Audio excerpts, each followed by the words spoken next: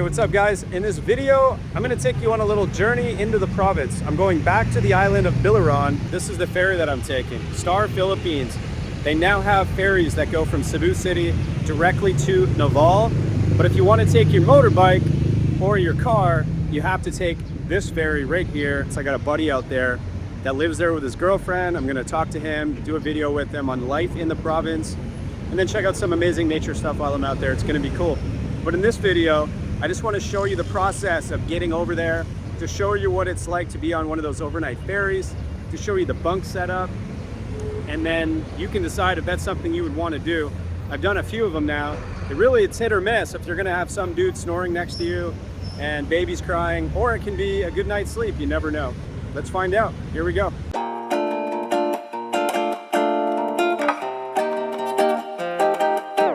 All right, what's up guys? I didn't get that footage in there, but I'll just give you an update. It's a bit chaotic here. So there's a ton of overnight ferries going to different directions. I'm at Pier 3. I saw a boat that goes all the way to Siargao from here. And before I took a ferry here to Ormoc. Obviously this one's going over to Naval, Biliran. You gotta go in and pay a terminal fee. It's like 70 pesos.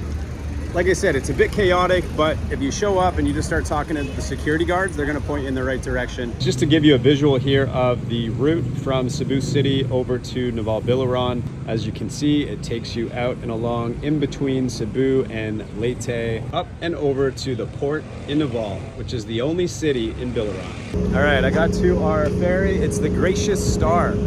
It arrives, so it leaves at 8 and it arrives at 5 a.m. Arrival at sunrise, so that's gonna be pretty nice. There's a little check-in process. There's lots of little steps for, it seems like everything you do here in the Philippines. There's lots of little procedures and steps. Go over here, pay a little fee, and then you get a little ticket. Go over there, pay a little fee, get another ticket, sign in, sign here, sign. There's a lot of these kind of administrative type steps, but it's just part of the fun here in the Philippines. But that's why you gotta plan for your travel, arrive a little bit early because it can take longer than you expect. Just a little heads up, if you're searching for ferries or you're reading about ferries that take vehicles or motorbikes, they're called RoRos, R-O-R-O, which stands for roll on, roll off. So if you ever hear that term RoRo or you see that written down, that's what that means.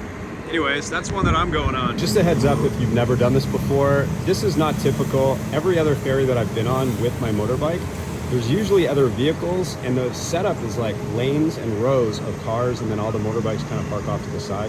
So for this particular ferry, I'm the only vehicle on board. Good evening. How you doing? Little food, little snacks, little coffee. Oh, they got some siomai and drinks. Nothing extravagant, but everything you need. Oh, tourist class. Okay, no, I am in the premium, baby. I gotta find the premium. There's an upper floor that I'm assuming is, let's just go. Let's just check. Oh, open air. Okay.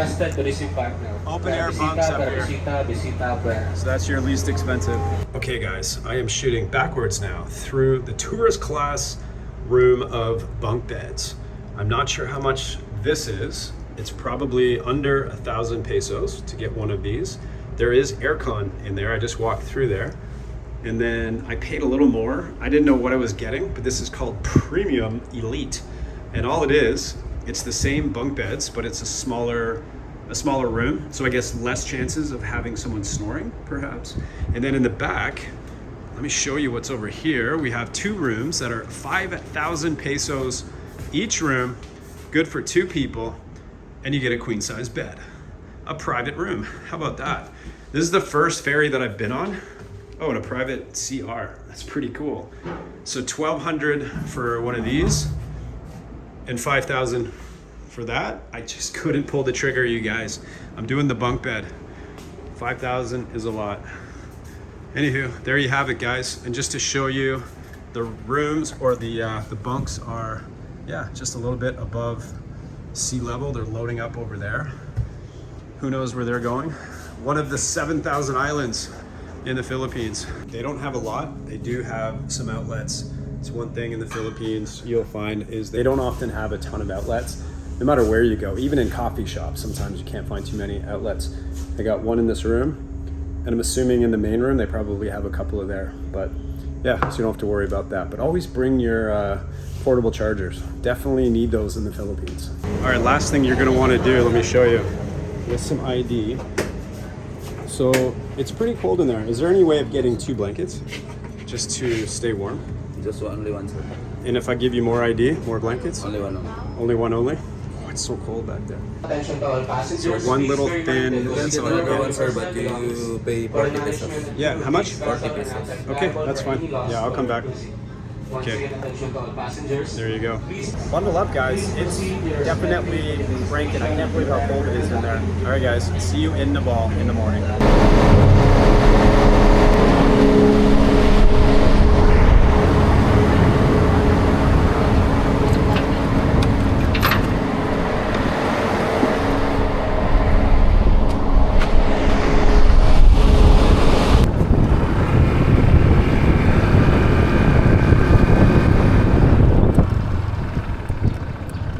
Hello. Hello, sir. Good morning. Morning. What the documents, sir? The motor? Oh, yeah. Bill of lading. Sure. You pay the inside the building. Yes, sir. We're here? Yes, sir. Good morning. Good morning. Morning, sir. Morning. Sige lang. Ikuan lang natin. What is it for? An unloading? Okay. All right, look at this. This is arrival. It's an arrival unloading document, 100 pesos. And then there's another one here. Not sure what this one's for. They love their paperwork. How much is this one? 37. Okay. Does this one come with a cup of coffee? No coffee included? No coffee included. Hello, sir. Hello. Do you want my autograph? Yeah. No. You want money? No? No, no. Okay. No honey. No honey. Where's your honey? There's my honey. What's that? honey, my Ah, there's your honey. All right. Marissa, they like paperwork. This is all just arrival. 1, 2, 3, 4, 5. That's the one that I came with. That is just stuff. I don't know what they do with this stuff. But the guard apparently needs some of this. Here we go. Good morning, sir. Maing buntag. Kumusta ka? I don't know what you need. Okay. Hawan ko lang yung sir. I get this pink and this Okay. All right. Salamat. one. Salamat sir. All right. Here we go. I get to keep this. And I got more in my pocket, actually. Done. Let's go find breakfast. It's early. Let's see what time it is. 5:41. I don't know if there's anything open. There is a Jollibee here. Let's check it out. Thank you. And thing. Oh, back to Naval. I like this little town, and I love this island of Biliran. So much amazing nature here. Okay, I don't think Jollibee is open this early. No, of course not. Heading to a McDonald's. 24 hours. It's the new McDonald's. They didn't have it last time I was here. What does that tell you, boys? Naval is booming. You're looking for a province town to live in. Get here before it blows up to the next BGC, baby. Maybe Dumageddon. Maybe the next Dumageddon. Yeah, that's it. Oh, the Golden Arches. A welcome sight at 5:50 a.m. Here we go, baby. Coffee time. I think I'm gonna get some food too. Dine in. It's chill time. Oh, here we go, guys. Okay, heading to the hotel. It's still early. It's about 7 a.m. I'm gonna see if I can get in early. Early check-in, I doubt it, but let's see. Big difference between 5 a.m. and 7 a.m. The city is alive.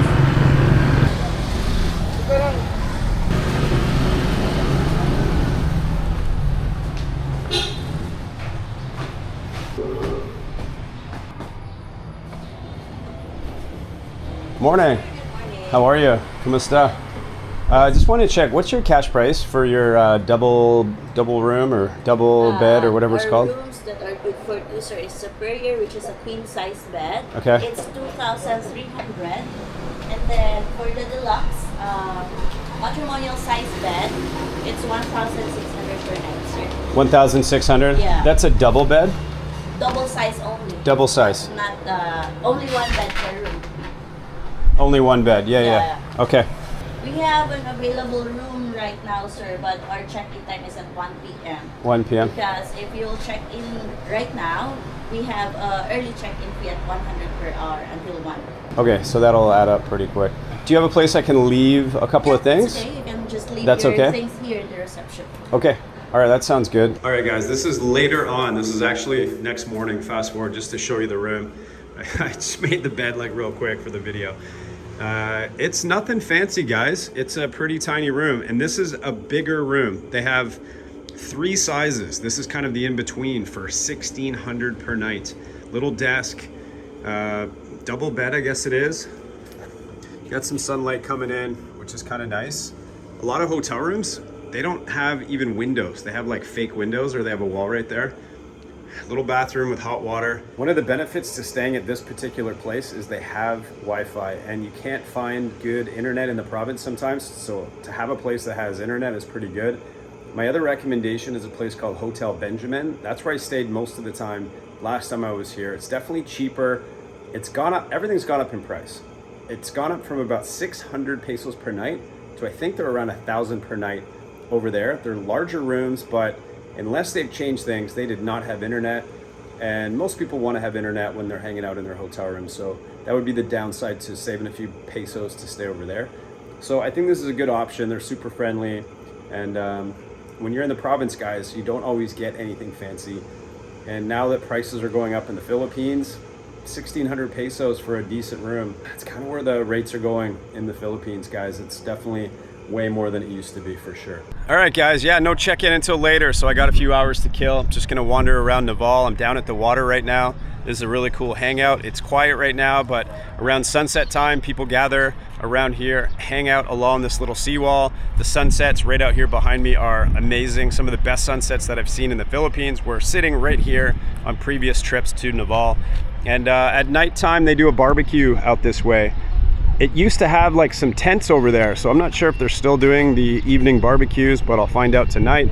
The downtown area of Naval starts right here. I'm gonna start exploring and search for the fruit stands that I used to go to all the time. There's a whole bunch of little markets, little fruit stands. A lot of times they'll have fresh pineapple that they cut up for you and put it in a bag. They'll do the same thing with mango. It's one of the best things about, especially coming into the province. There's just so many little markets. So yeah, that's gonna be my morning until check-in time at 1.